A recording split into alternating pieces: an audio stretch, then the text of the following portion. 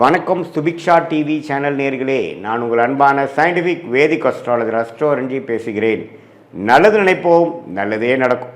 இந்த வீடியோவில் நம்ம என்ன பார்க்க போகிறோம்னா, சிம்ம ராசிக்காரர்களுக்கு மே 2026 எத்தகைய ஒரு பலாபலன்கள் நிறைந்த ஒரு மாதமாக சயின்டிஃபிக் வேதிக் அஸ்ட்ராலஜி முறையில் எதையுமே மிகைப்படுத்தாமல், பரிகாரங்கள் அது மாதிரி மூட நம்பிக்கைகள் எல்லாம் போகாமல், ஒரு கிரகமும் ஒரு இடத்துல இருக்கும் பொழுது, ராசி அதிபதி ஒரு இடத்துல இருக்கும் பொழுது, மற்ற கிரகங்கள்லாம் ஆண்டு கிரகம் என்று சொல்லப்படுகிற குரு, சனி, ராகு, கேது, மாத கிரகங்கள் எல்லாம் ஒரு இடத்திலும் சஞ்சரிக்கும் பொழுது, பயிற்சி பெறும் பொழுது எத்தகைய ஒரு தாக்கத்தை சிம்மராசிக்காரர்களுக்கு மே 2026 கொடுக்க போகுதுங்கிறது துல்லியமாக பார்க்க போகிறோம்.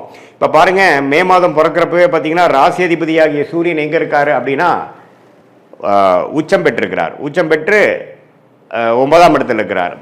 ஏப்ரலில் வரைக்கும் உச்சம் பெற்றிருந்து மே 15ஆம் தேதி, அதாவது மே மாதம் பிறந்து செகண்ட் ஹாஃப் ஸ்டார்ட் ஆகும் பொழுது அவர் ரிஷபத்துக்கு வரார். அப்படிங்கிறப்ப நம்ம நல்ல விஷயம், ராசி அதிபதி 10ஆம் இடத்துக்கு போகுது, அருமையான விஷயம். ஸோ மே 15ஆம் தேதிக்கு மேலே நல்ல விஷயங்களை எதிர்பார்க்கக்கூடிய ஒரு அமைப்பு சிம்மராசிக்காரர்களுக்கு, அஸ்தம சனியால் பாதிக்கப்பட்டு கொண்டிருக்கக்கூடிய சிம்மராசிக்காரர்களுக்கு இது ஒரு நல்ல ஒரு மாற்றத்தையும் நல்ல ஒரு சப்போர்ட்டாகவும் இருக்குங்கிறது நீங்கள் புரிஞ்சுக்கணும். அதே சமயத்தில் குரு, சனி, ராகு, கேது எந்த ஒரு பயிற்சியும் மே மாதம் பெறவில்லை. குரு தான் பார்த்தீங்கன்னா ஜூன் முதல் வாரம் 12ஆம் இடத்துக்கு 11ஆம் இடத்துலேருந்து வருகிறார். ஸோ குரு 11ல், சனி அஸ்தமத்தில், ராகு 7ல், ராசிக்குள்ள கேது. இப்படி ஒரு அமைப்பு இருக்கிறது சிம்மராசிக்காரர்களுக்கு ஒருவித தாக்கத்தை, ஒரு மாதிரி மன அழுத்தத்தை, சில விஷயங்கள்லாம் நமக்கு பிடித்த மாதிரி நடக்காமல் இழுத்து கொண்டு இருக்கக்கூடிய அஸ்தம சனி தாக்கத்தில் இருக்கக்கூடிய சிம்மராசிக்காரருக்கு குரு 11ஆம் இடத்துலேருந்து சில லாபத்தையும் சில கெட்ட நேரத்துலையும் ஒரு நல்ல விஷயம் நடந்துட்டு இருக்கு சாமிங்கிற மாதிரி போகிற அமைப்பு இருக்குது. அதே சமயத்தில் சூரியன் மே 15க்கு அப்புறம் 10ஆம் இடத்துக்கு போகுது, மிகவும் நல்ல விஷயமாக இருக்குது. அதே சமயத்தில் சுக்கிரனும் பாருங்கள், மே 15ஆம் தேதிக்கு மேலே 10ஆம் இடத்துலேருந்து 11ஆம் இடத்துல போய் குருவோட சேர்றாரு, அதுவும் அருமையான விஷயம். அதே சமயத்தில் புதன் 9ஆம் இடத்துலேருந்து மே 15க்கு மரம் செகண்ட் ஹாஃப் ஆஃப் மே மாதம் 10ஆம் இடத்துக்கு போகுது, சுக்கிரனோட வீட்டுக்கு போகுது, அருமை. செவ்வாயும் பாருங்கள் 8ஆம் இடத்துல சனியோட சேர்ந்து பல பிரச்சனைகள் ஏப்ரல் மாதம் கொடுத்துட்டு இருந்த சிம்மராசிக்காரர்களுக்கு செவ்வாயில் 8ஆம் இடத்துலேருந்து 9ஆம் இடத்துக்கு மாறுறார். ஸோ அதுவும் எப்போ நடக்குதுன்னா மே 15 செகண்ட் ஹாஃபில் தான்.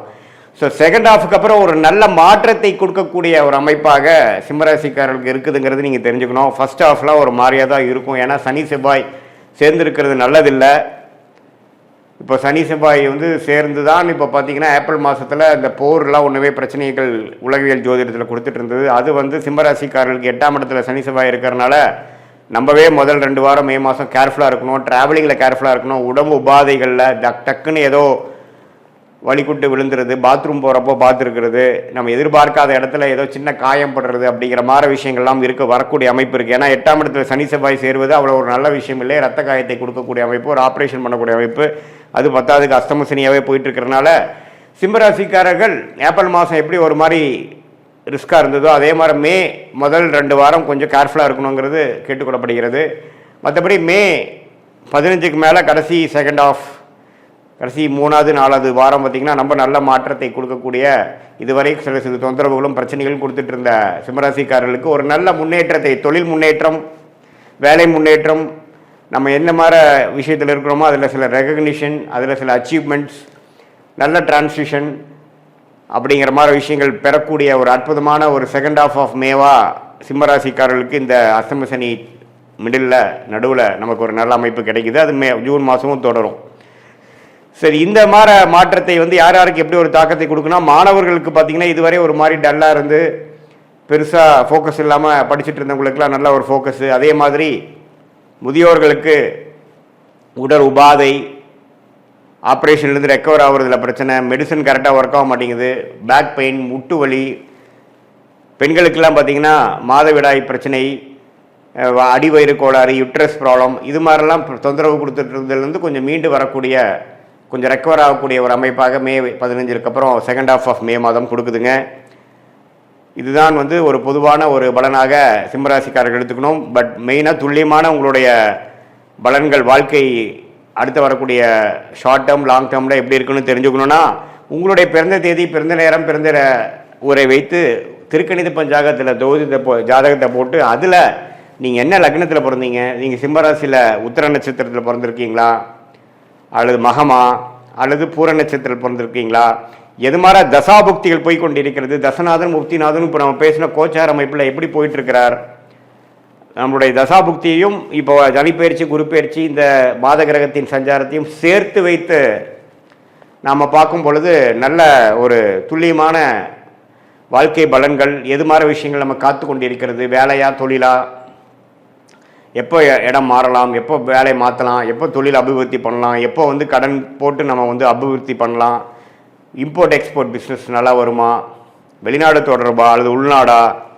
எது மாதிரி டொமைன், எது மாதிரி கிரகம் நமக்கு ஜாதகத்தில் யோகமாக இருக்குது, எந்த ப்ராடக்ட்ஸ் நம்ம பண்ணால் நல்லாயிருக்கும், அரசு உத்தியோகமா அல்லது ப்ரைவேட் செக்டாரா, எது மாதிரி அமைப்புகள் இருக்குது, படிக்கிறதுக்கு வந்து நம்மளுடைய குழந்தைகள் மாணவர்கள் வந்து எது மாதிரி படிப்பு படித்தா அவங்களுக்கு நல்லா வரும், அவங்களுக்கு வெளிநாடு யோகம் இருக்கா, அல்லது வந்து நம்மளுடைய ஓன் பிஸ்னஸ் பண்ணக்கூடிய அமைப்பு இருக்கா, அதே மாதிரி இல்லத்தரசிகளுக்கெல்லாம் எப்போ வந்து அவங்களுக்கு ஒரு நல்ல நேரம் வருது, எப்போ அவங்க வீட்டை வசதிப்படுத்திப்பாங்க, எப்போ வண்டி வாகனம் வாங்கக்கூடிய அமைப்பு, வீடு வாங்கக்கூடிய அமைப்பு, சொத்து வாங்கக்கூடிய அமைப்பு, எப்போ நம்மளுடைய ப்ராப்பர்ட்டி விற்க முடியும், எப்போ உடல் உபாதைகள் குறையும், குழந்தை பேர் எப்போ நடக்கும், எப்போ எதிர்பார்த்து கொண்டிருக்க ஒரு 2-3 வருஷமாக குழந்தை பேர் எதிர்பார்த்துட்டு இருக்கக்கூடிய சிம்மராசிக்காரர்களுக்கு எப்போ விடிவு காலம் வரும், எப்போ உடல் உபாதைகள்லேருந்து நம்ம மீண்டு வருவோம், அது எல்லாமே பார்த்திங்கன்னா சயின்டிஃபிக் வேதிக் அஸ்ட்ராலஜி முறையில் எந்த விதத்திலும் மிகைப்படுத்தாமல் நம்மளுடைய ஒரு கிரகத்தோட அமைப்பு எப்படி, ஸ்தானபலம் எப்படி,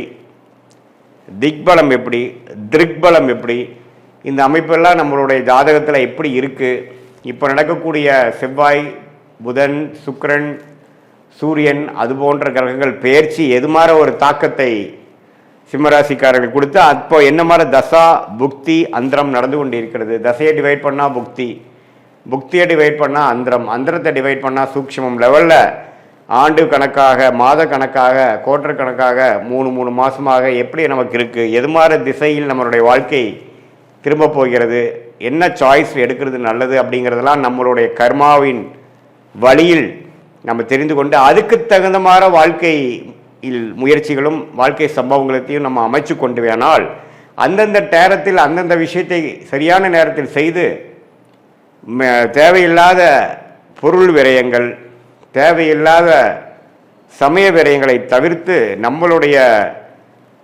கர்மாவின் அடிப்படையிலான பிராப்தங்களையும் கர்மாவின் அடிப்படையிலான தோஷங்களையும் தெரிந்து கொண்டு அதுக்கு தகுந்த மாதிரி வாழ்க்கையை அமைத்து கொண்டேயானால் தேவையற்ற நம்மளுடைய மன சஞ்சனங்கள், தேவையற்ற முயற்சிகள், நீங்களே வந்து உங்களுடைய பிராப்தங்கள் தெரிந்து அதுக்கு தகுந்த போனாவே உங்களுக்கு தெரியும் எது மாதிரி விஷயங்கள் வேகமாக நடக்குது, எது மாதிரி விஷயங்கள் நமக்கு வந்து நம்ம இழுபறியாக இருக்குது, எது வந்து கர்மாவை நம்மளுடைய நேர் டைரெக்ஷனில் போகிற மாதிரி இருக்குது, எது எதிர்நீச்சல் போட வேண்டியதாக இருக்குதுங்கிறது உங்களுக்கே நம்ம சொன்ன பலன்கள் செஞ்சு வாழ்க்கையில் செய்கிறப்பவே அதோட ரிசல்ட் தெரிஞ்சு அது கரெக்டாக இல்லையான்னு நீங்களே தெரிஞ்சுக்கலாம். ஸோ சயின்டிஃபிக் வேதிக் அஸ்ட்ராலஜி முறையில் நல்லபடியாக நம்மளுடைய பிராப்தங்களை தெரிந்து அதுக்கு தகுந்த மாதிரி வாழ்க்கையை அமைத்து வாழ்க்கையில் வெற்றி பெற முடியும் என்று சொல்ல விரும்புகிறேன். மீண்டும் மற்றொரு காணொலியில் சந்திப்போம். நன்றி, வணக்கம்.